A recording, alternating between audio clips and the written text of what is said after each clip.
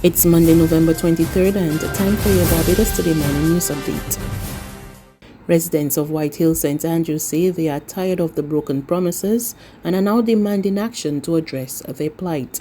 They again sounded complaints about the condition of the main road leading into the community, a situation they say has been compounded by water woes and unreliable public transport services. In November 2014, a huge chunk of the main road collapsed under pressure from water due to heavy rainfall. Yesterday, frustrated residents assembled near the area to mark the 6th anniversary of the collapse and told the media that the pleas for relief have fallen on deaf ears. Last week I came on the 8:30 bus from town. When I got to King Garden, there was no bus. I had to wait there for over 3 hours. No bus. What had happened then, I saw this young man, he had pull in there by the shop. So I said to him, "My gentleman, could you take me to White Hill?" He paused. And then he said, "All right, come." So he did take me and bring me up to White Hill. I mean, in this time now, with paying up money and things like that you don't have, it's hard. It's really hard in White Hill. And as you look around and you see what's going on in this White Hill area, I mean, there's no other place that we're getting something happening like this. So it really needs to come to our attention here in White Hill. We really need their attention. I see the government fixing roads that good. University Hill. I mean, that road was smooth. And then they get up, and we ain't got no road at all in that one number, okay? So it's embarrassing for people. I mean, we living in, I can't, in the 20s, you understand? Look how we're living in bush. Trees covering the road now, like, what you call it, you know? Trees and grass. What their name? Churchy Hill, yeah.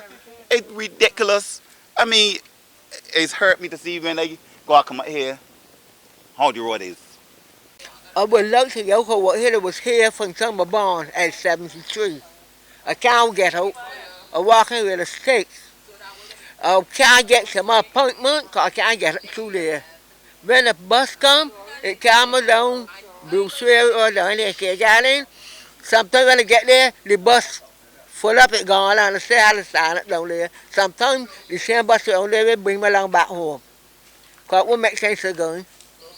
Nobody ain't coming and looking at me. My God, we're humans like anybody else. I want to get out. Let me 16 years old in 6 years. Let me 16 years old man who will look to get out. You mean only when I want votes of a sinner? But I'm saying them things. Why know what to do now? What to do? Holler for murder? I can't do that. I can't even get citizens to go up there, I can't get out there. Spokeswoman in the community, Carletha Andrews, said residents are at their wits' end with the broken promises. Every single day, water wars, you got road wars, you name it, we got it, bus wars, everything. We have to put this problem up in here, and nobody seems to care. I want to know why we are being treated this way. Why? The only body you see up in here sometimes from Tanta is the MP. And ain't nothing that he can do because he don't have a ministry right now. Nobody ain't checking for you, and we feel neglected, and it is not right because I know that some of y'all here was here when the Prime Minister promised on more than one. The opposition leader then promised that on her first audit day, they will come and fix White Hill Road. And this is a letter that was hand-delivered to her office with no acknowledgement or receipt of the letter. Ministry of Transport and Work, the same thing. I think that we need answers. This is time that we get answers because all we getting is promises. We sick and tired of it. Sick and tired of it. Promises are comfort to a fool. Every day you're promising this, you're promising that. But yet still you're seeing roads that could last 12 more years and 15 more years. You see they're doing the road. And look how we living up in here. Family and friends of Showing Parks and Shanice Wickham continue their search for the missing couple. 24-year-old Parks and 25-year-old Wickham of Gemswick St. Philip were reported missing on November 4 and 6 respectively. Yesterday, search parties gathered in St. Thomas and St. Philip, searching for clues, a week after coming up empty-handed in Speightstown. Wickham's best friend spoke to the media. So we went down St. Speightstown and the Wim last week and Forest Hill, but we found nothing. So if the car's in Speightstown and there's nothing in Speightstown, where else can we look? So we're just looking nowhere in just random places, in bushy areas, anywhere like that. And then the others, but where the apartment is located, so to see if we can find anything down there. Well, we have a small group. I think most people went to St. Philip because that's where the apartment is located. So we have our small group and we just went in this area here, the bushy area, to see if we can find anything because we found like tire marks.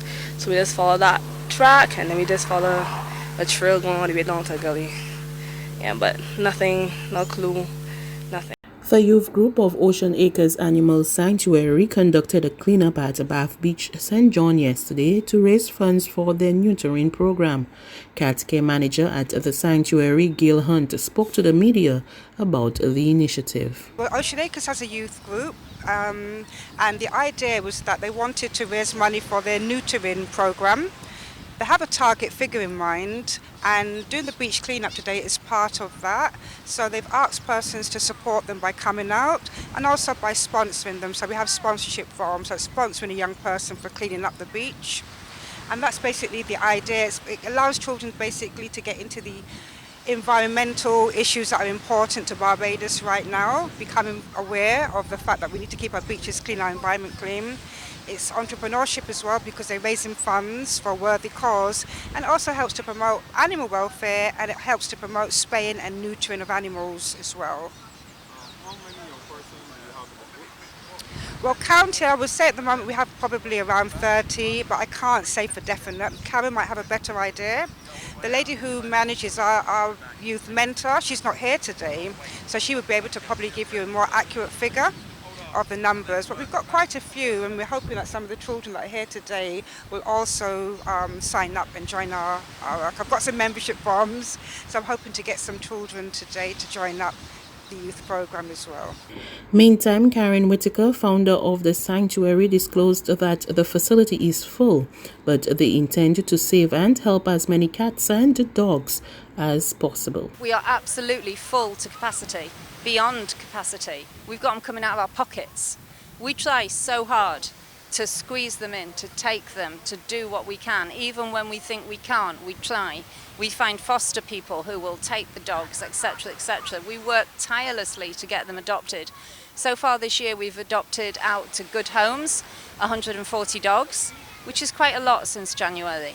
But we have 120 dogs on site now, and we honestly can't take any more. But if somebody phones up and there's a dog that's in absolute desperate need, we try and place it somewhere. We try and see if they can keep it, if we give them some food. We look at every possible thing we can do to try and help. There's regional and international news after this short break.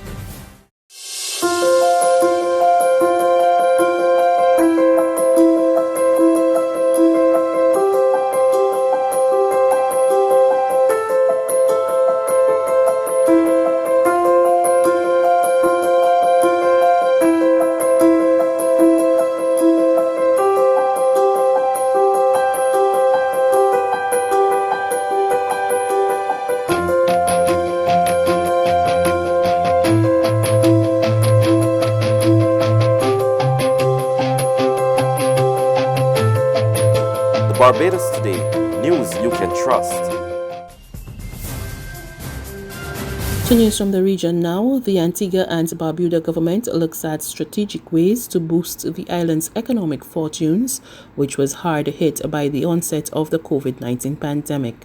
We get more in this report from ABS News. As of September 2020, we have seen a reduction in revenue by $200 million. So for the first 9 months of 2019, we collected $765 million. For the same 9-month period, as of September 2020, we collected $562 million. Prime Minister Gaston Brown says the country will be lucky if it receives $750 million in revenue by the end of the year.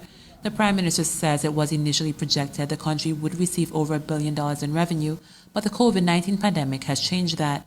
Now the government is considering its options heading into 2021 to deal with the shortfall. We're looking at the possibility of reducing the rates for real estate rentals down to about $3 per square foot for the next 36 months. Reduction in the rate of heavy equipment rentals to include backhoes, trucks, and so on by about 33.33%. Another option is improving tax collection. Strengthening collection of existing taxes, including property taxes, ensuring that all properties are captured in the property tax net to enhance the collection of tax revenues generally, to make sure too that the Airbnb properties and the private villa rentals, that they pay the ABST on the rentals. Land swaps and debt write-offs are also on the table. And finally, on the international scene, there's been yet another plea for people in the U.S. to assess the risk before traveling for Thanksgiving as the country continues to battle a spike in COVID-19 cases. More in this report from Reuters TV. Right now, the curve is like that. Dr. Anthony Fauci, the nation's top infectious disease expert, urged Americans on Sunday to do a serious risk-benefit assessment before traveling for Thanksgiving this week, as the number of U.S. coronavirus cases surpassed 12 million, rising by more than 1 million in less than a week for the first time. In general, what I would recommend, and I do this every day, Margaret, is to tell families to just take a moment to do what I call a risk-benefit determination. If I have someone in my home who's elderly, someone who has an underlying condition, do I really want to put that person at risk from someone who innocently or inadvertently could infect them? Because we know clearly that people who don't have symptoms are clearly capable and are transmitting the infection. Fauci's strong recommendation during an interview on CBS's Face the Nation came as COVID-19 deaths topped 255,000, and Fauci warned that deaths could rise to over 2,000 a day in the coming weeks. That's news. But for the very latest, visit us at www.barbadostoday.bb. You can also subscribe to our e-paper, email updates, or like us on Facebook, and sign up for our breaking news alerts via WhatsApp.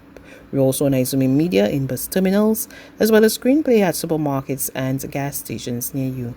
And you can also hear us on Mix 96.9 FM and Capital Media HD 99.3 FM.